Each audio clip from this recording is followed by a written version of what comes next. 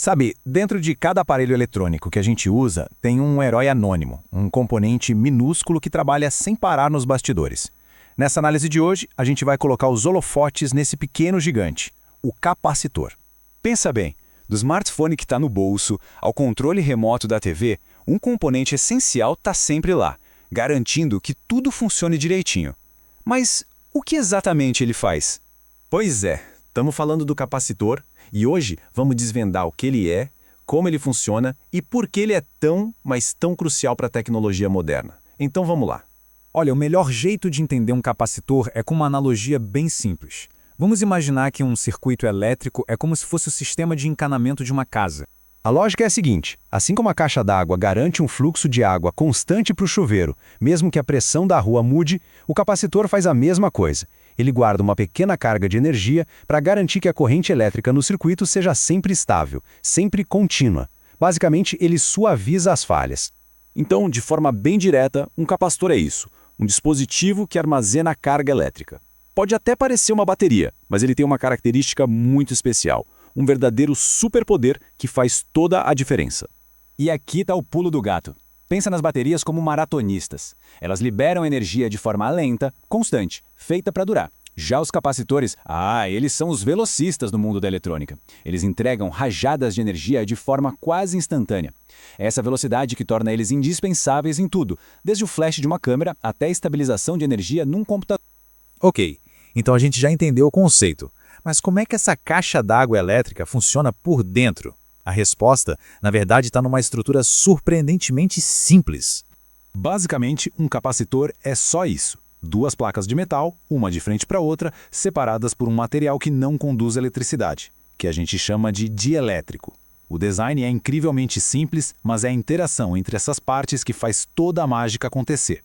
O processo é o seguinte: quando uma voltagem é aplicada, os elétrons começam a se acumular em uma das placas. Aquele material isolante no meio, o dielétrico, funciona como uma barreira, impedindo que eles cruzem para o outro lado. Esse acúmulo de elétrons cria uma tensão, uma espécie de campo de força elétrico entre as placas. E é exatamente nesse campo que a energia fica guardada, prontinha para ser liberada. Agora que a gente já entendeu a teoria, vamos para a vida real. Qual é a função mais comum, mais importante de um capacitor nos aparelhos que usamos todos os dias? Bom, a principal missão dele na eletrônica é suavizar a energia. A energia que vem da tomada é uma corrente alternada, ou AC, que fica oscilando. Só que os nossos aparelhos precisam de corrente contínua, ADC, que tem que ser super estável. E o capacitor é a peça-chave para fazer essa transição da forma mais suave possível. Olha só, depois que a gente faz uma primeira conversão de AC para DC, a energia ainda não está perfeita. Ela fica cheia de buracos, de falhas, como dá para ver nesse gráfico. Uma corrente assim, toda picotada, simplesmente danificaria os componentes sensíveis de qualquer aparelho. E é exatamente aqui que o superpoder do capacitor entra em ação. Com aquela capacidade de liberar energia quase instantaneamente, ele preenche essas lacunas no fornecimento de energia com uma precisão incrível. O resultado é esse aqui. O capacitor se descarrega rapidinho nesses vales de energia e se recarrega nos picos.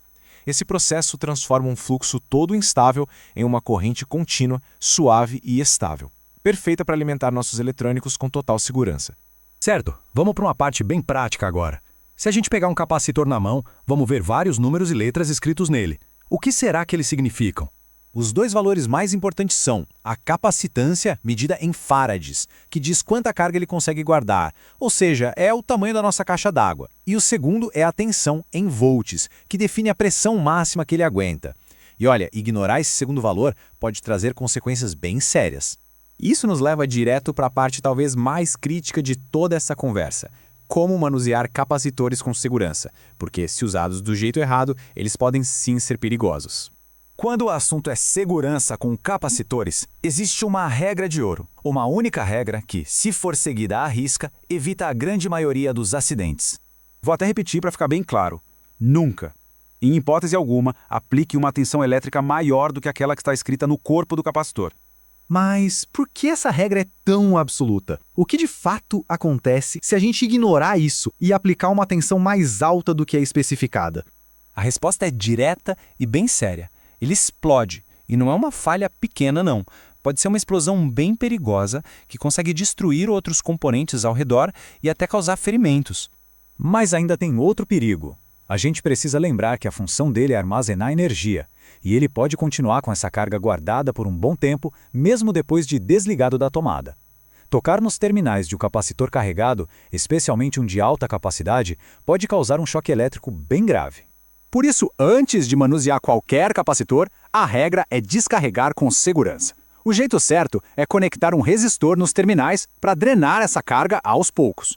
O procedimento é simples. Primeiro, verifica a tensão com o multímetro.